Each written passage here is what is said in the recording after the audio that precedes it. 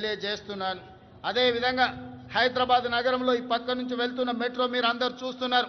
ఆనాడు కీర్తిశేషులు జైపాల్ రెడ్డి గారు పట్టణాభివృద్ధి శాఖ మంత్రిగా ఉన్నప్పుడు డాక్టర్ వైఎస్ రాజశేఖర రెడ్డి గారు ముఖ్యమంత్రిగా ఈ మెట్రోను మన హైదరాబాద్ నగరానికి పరిచయం చేశారు. ఆనాడు దేశంలోనే 2వ స్థానంలో ఉండే ఈ 12-13 ఏళ్ళు మెట్రో విస్తరించకపోవడం వల్ల 9వ స్థానానికి హైదరాబాదు నగరం పడిపోయింది. అందుకే ముఖ్యమంత్రిగా బాధ్యతలు చేపట్టిన వెంబడే విస్తరిస్తున్న నగరానికి మెట్రోని విస్తరించాలి, పేదలకు అందుబాటులోకి తీసుకురావాలని ఈరోజు మెట్రోని పూర్తి స్థాయిలో విస్తరించడం ద్వారా ప్రతి ఒక్కరికి మెట్రోని అందుబాటులోకి తీసుకురావాలనే ప్రయత్నం చేస్తున్నాం. తొందరలోనే మెట్రో విస్తరణ పనులను కూడా ప్రారంభించుకోబోతున్నామని మీకు అందరికీ చాలా సంతోషంతో తెలియజేస్తున్నాను మిత్రులారా.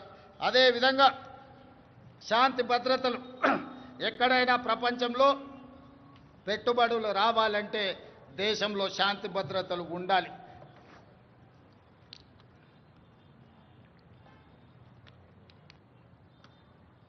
శాంతి భద్రతలు లేని దేశానికి పెట్టుబడులు రావు. అందుకే ఈరోజు హైదరాబాద్ నగరాన్ని, తెలంగాణను దేశంలోనే నెంబర్ 1గా తీర్చిదిద్దిన పోలీసింగ్ వ్యవస్థ ఈరోజు మనకు ఉన్నది. కేంద్ర ప్రభుత్వమే నిర్వహించిన సర్వేలలో తెలంగాణ రాష్ట్ర పోలీసులు అత్యంత పకడ్బందీ శాంతి భద్రతలను కాపాడడంలో దేశంలోనే మన మొదటి స్థానంలో నిలబడ్డాం. ఇదే కాదు, డ్రగ్స్ను నియంత్రించడంలో కూడా ప్రపంచ దేశాలు పోటీ పడితే మన తెలంగాణ రాష్ట్రానికి మొదటి బహుమతి వచ్చింది. మన అధికారులు దుబాయ్లో ఆ మొదటి స్థానాన్ని, గుర్తింపును, గౌరవాన్ని స్వీకరించడం జరిగింది. అందుకే ఈనాడు మిత్రులారా, తెలంగాణ రాష్ట్రంలో శాంతి భద్రతలను కాపాడడంలో దేశంలోనే మొదటి స్థానంలో ఉండడమే కాదు, ఈరోజు డ్రగ్స్, గంజాయి యువతను నిర్వీర్యం చేస్తుంది. పాఠశాల స్థాయిలోనే ఈ సమస్యను మనం కళ్ళతో చూస్తున్నాం. అందుకే ఈరోజు డ్రగ్స్, గంజాయిని నియంత్రించడమే కాదు, ఉక్కు పాదంతో అణిచివేయాలన్న ఆలోచనతోని పోలీసు వ్యవస్థను పూర్తిగా ప్రక్షాళన చేసి సంపూర్ణమైన వాళ్ళకు అధికారాన్ని అందించి తెలంగాణ రాష్ట్రంలో గంజాయి అమ్మే వాళ్ళు కానీ, డ్రగ్స్ వినియోగించే వాళ్ళు కానీ కాలు పెట్టాలంటే వెన్నులో చలి జ్వరం వచ్చే విధంగా ఈనాడు మన పోలీసులు పనిచేస్తున్నారు. ఇదే కాదు, సైబర్ క్రైమ్ మీకు తెలుసు. ప్రతిరోజు సైబర్ క్రైమ్ ద్వారా మోసపోయిన వాళ్ళని ఎంతో మందిని టీవీలో, పేపర్లలో చూస్తున్నాం. ఈరోజు సైబర్ క్రైమ్లో నష్టపోయిన వాళ్ళను కోట్లాది రూపాయలను రికవరీ చేయడమే కాకుండా దేశంలో అత్యంత పకడ్బందీ సైబర్ క్రైమ్ను నియంత్రించే వ్యవస్థ ఈనాడు తెలంగాణ రాష్ట్ర పోలీసులు నిర్వహిస్తున్నందుకు వాళ్ళని అభినందించడమే కాదు, ఇంత గొప్పగా మనం శాంతి భద్రతలను కాపాడుతున్నామని తెలియజేయడానికి నేను గర్వపడుతున్నాను, నేను ఆనందిస్తున్నాను మిత్రులారా. అదేవిధంగా మిత్రులారా, తెలంగాణ రాష్ట్ర ప్రభుత్వంలో ఈ మధ్య కాలంలోనే భారత్ సమ్మిట్ను మనం నిర్వహించుకోవడం జరిగింది. భారత్ సమ్మిట్ ద్వారా దాదాపుగా 100 దేశాలకు సంబంధించిన ప్రతినిధులు హైదరాబాదు నగరానికి వచ్చి తెలంగాణ రాష్ట్రంలో పెట్టుబడులకు అనువైన అంశాలను, పరిపాలనలో సరళీకృతమైన విధానాలను, అదేవిధంగా ఇక్కడ ఉన్న శాంతి భద్రతలను, ప్రభుత్వం ఇస్తున్న అనుమతులతో పాటు ఇక్కడ ప్రజల యొక్క హక్కులను కాపాడడానికి ప్రజాస్వామిక వ్యవస్థలను బలోపేతం చేసి ప్రపంచానికే ఆదర్శంగా నిలబడి డాక్టర్ బాబాసాహెబ్ అంబేద్కర్ గారు అందించిన రాజ్యాంగాన్ని తూచా తప్పకుండా అమలు చేస్తున్న తెలంగాణ ప్రభుత్వం గురించి భారత్ సమ్మిట్లో 100 పైగా దేశాలు పాల్గొని 3 రోజులు తెలంగాణ రాష్ట్ర ప్రభుత్వం తీసుకుంటున్న చర్యలను నిశితంగా గమనించి వాళ్ళు అభినందించడమే కాదు, 100 దేశాలలో ఈరోజు తెలంగాణ రాష్ట్రం గురించి, హైదరాబాదు నగరం గురించి వాళ్ళు ప్రచారం కల్పిస్తున్నారని చెప్పడానికి నేను సంతోషపడుతున్నాను. అదేవిధంగా ఈరోజు మీకు తెలుసు, ప్రపంచ సుందరి పోటీలు అందాల పోటీలు కాదు, ఇది తెలివికి, పరిజ్ఞానికి, ప్రపంచానికి పరిచయం చేయడమే కాదు, ఈరోజు తెలంగాణ రాష్ట్రంలో గొప్ప సంపద ఉన్నది. గుడులకు సంబంధించి కానీ, ప్రకృతి సౌందర్యం కానీ మన ప్రాంతంలో ఎన్నో ఉన్నాయి. రామప్ప దేవాలయం, 1000 స్తంభాల గుడి, అదేవిధంగా యాదగిరిగుట్ట టెంపుల్, ఈరోజు హైదరాబాద్లో చౌమల ప్యాలెస్ కావచ్చు, చార్మినార్ కావచ్చు, చార్మినార్ ప్రాంతంలో ఉన్న చుడీ బజార్ కావచ్చు, లాడ్ బజార్ కావచ్చు, ఇలా తెలంగాణ రాష్ట్రంలో ఉన్న గొప్ప గొప్ప కట్టడాలను, అదేవిధంగా ఈ అంతర్జాతీయ స్థాయిలో మన ఉత్పత్తి చేస్తున్న ప్రోడక్ట్స్ని అన్నిటిని కూడా ప్రపంచానికి పరిచయం చేయడానికి ఈరోజు ప్రపంచ సుందరి పోటీలను నిర్వహించడం జరిగింది. ప్రపంచంలోనే ఒక గొప్ప పిల్లల మర్రిగా పాలమూరు జిల్లాలో ఉన్న పిల్లల మర్రిని ఈ పర్యాటకులు వచ్చి చూడడం జరిగింది. ఈరోజు 108 దేశాలకు సంబంధించిన ప్రతినిధులు ఈ ప్రపంచ సుందరి పోటీలలో పాల్గొనడం జరిగింది. 25 రోజులు ఇక్కడ అన్ని రకాలుగా రక్షణ కల్పించి అన్ని ఏర్పాట్లను మన టూరిజం డిపార్ట్మెంట్ చేయడం ద్వారా ఈరోజు ప్రపంచానికే హైదరాబాదు నగరం తెలంగాణ రాష్ట్రం పెట్టుబడులకు అనువైన కేంద్రంగా ప్రభుత్వం ఇతర దేశాల నుంచి వచ్చిన పర్యాటకులకు రక్షణ కల్పిస్తుంది. వాళ్ళందరూ కూడా ఈ రాష్ట్రంలో పర్యటించవచ్చు. ఈ రాష్ట్రంలో పర్యాటకులు చూడడానికి అద్భుతమైన కట్టడాలతో పాటు ప్రకృతి సౌందర్యం ఉంది అని ఈరోజు ప్రపంచానికి చాటి చెప్పడం జరిగింది. టూరిజం డిపార్ట్మెంట్ కూడా ఒక గొప్ప కార్యక్రమాన్ని తీసుకొని అద్భుతంగా నిర్వహించిందని మీ అందరికీ తెలియజేయడానికి నేను సంతోషపడుతున్నాను.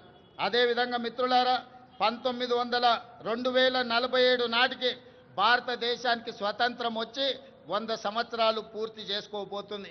1947 15 ఆగస్టు నాడు స్వతంత్రం వస్తే 15 ఆగస్టు 2047 నాటికి 100 సంవత్సరాలు మనము ఈ స్వేచ్ఛను ఈరోజు మనం అనుభవిస్తున్న స్వతంత్రాన్ని పూర్తి చేసుకోబోతున్నాం.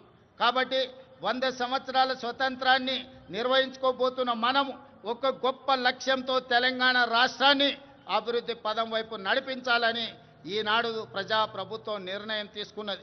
దాంట్లో భాగంగానే తెలంగాణ రైజింగ్ 2047 అనే ఒక పాలసీ డాక్యుమెంట్ను, ఒక విజన్ డాక్యుమెంట్ను తీసుకురావడం ద్వారా ప్రపంచంతో పోటీ పడాలి అని ఈరోజు మనం నిర్ణయించుకున్నాం.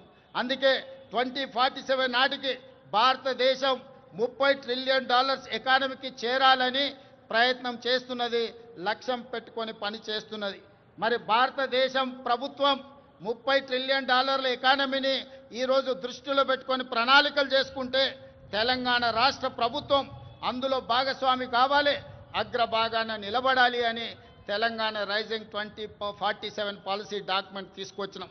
అందుకే ఈరోజు పరిశ్రమల కోసం, వ్యాపార సంస్థల కోసం, విద్యా ఉపాధి అవకాశాల కోసం అన్ని రకాలను మనం ఈరోజు అన్ని రకాల పాలసీలను తెచ్చుకోవడమే కాకుండా energy policy, tourism policy, industrial policy, investment policy, అదేవిధంగా హెల్త్ పాలసీ, ఇట్లాంటి పాలసీలు అన్నీ కూడా తెలంగాణ రాష్ట్ర ప్రభుత్వం ఈ మధ్యలోనే ప్రజలకు పరిచయం చేయడం జరిగింది.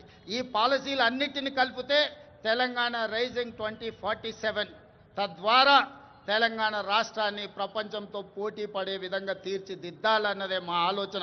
అందులో భాగంగా రాబోయే 10 సంవత్సరాలలో తెలంగాణ రాష్ట్రం యొక్క ఆదాయాన్ని $1 ట్రిలియన్ ఎకానమీగా మార్చి, అదేవిధంగా 2047 నాటికి దేశం $30 ట్రిలియన్ ఎకానమీకి చేరాలంటే తెలంగాణ రాష్ట్రం $3 ట్రిలియన్ ఎకానమీగా మారాలి అని ఈరోజు లక్ష్యం పెట్టుకొని ముందుకు వెళ్తున్నాం. ఈరోజు దేశ జనాభాలో 2.5% ఉన్నాం, కానీ జీడిపిలో 5% మనం అందిస్తున్నాం. రేపు భవిష్యత్తులో 2047 నాటికి 10% జీడిపిని అందించే విధంగా తెలంగాణ రాష్ట్రాన్ని తీర్చిదిద్దాలంటే industrial policy, infrastructure policy, investment policies అన్నిటిని కూడా తీసుకొచ్చి ఈ దేశంలోనే అగ్రగామిగా రాష్ట్రాన్ని తీర్చిదిద్దాలని మేము ప్రయత్నం చేస్తున్నాం. అందుకే మిత్రులారా, ముఖ్యంగా యువ మిత్రులారా, డాక్టర్లు, లాయర్లు, ఇంజనీర్లు, ఈ సమాజంలో ఉన్న IAS, IPSలకు అందరికీ, వ్యాపార వర్గాలకు నా సూచన ఒక్కటే: తెలంగాణ రాష్ట్ర ప్రభుత్వం ఏ లక్ష్యంతోనైతే ముందుకు వెళ్తుందో, ఏ లక్ష్యాన్ని సాధించాలి, ఏ లక్ష్యాన్ని ముద్దాడాలి అని మేము ముందుకు బయలుదేరినామో మీ ఆశీర్వాదం ఉండాలి, మీరు అండగా నిలబడాలి. ఈనాడు తెలంగాణ రాష్ట్రం దేశానికి కాదు ప్రపంచానికి ఆదర్శంగా తీర్చిదిద్దాలంటే మీరందరూ అండగా నిలబడండి, ఆశీర్వదించండి. ప్రపంచంలోనే అగ్ర రాష్ట్రంగా తెలంగాణ రాష్ట్రాన్ని తీర్చిదిద్ది ఆదర్శమైన రాజకీయాలకు, ఆదర్శవంతమైన అభివృద్ధికి తెలంగాణ రాష్ట్రం కేర్ ఆఫ్ అడ్రస్గా తీర్చిదిద్దుతాం. హైదరాబాదు నగరాన్ని ప్రపంచ నగరాలతో పోటీ పడే విధంగా తీర్చిదిద్దాలి. దీనికోసం నిరంతరం పనిచేసే ప్రభుత్వ సిబ్బందే కాదు, రాజకీయ సహచరులందరూ కూడా సంపూర్ణమైన సహకారాన్ని అందిస్తున్నారు. ప్రజలందరికీ 4 కోట్ల తెలంగాణ ప్రజలకు నూతన రాష్ట్ర ఏర్పాటు శుభాకాంక్షలు తెలియజేయడమే కాదు, భవిష్యత్తు లక్ష్యాన్ని దృష్టిలో పెట్టుకొని మనందరం కలిసికట్టుగా ఏకమై మనందరం కూడా ముందుకు సాగాలి. మీ అందరి ఆశీర్వాదం ఉండాలి. తప్పకుండా తెలంగాణ రాష్ట్రాన్ని దేశంలో అగ్రగామి రాష్ట్రంగా నిలబెడతానని మీకందరికీ తెలియజేస్తూ మీ అందరి దగ్గర సెలవు తీసుకుంటున్నా. ధన్యవాదాలు మిత్రులారా.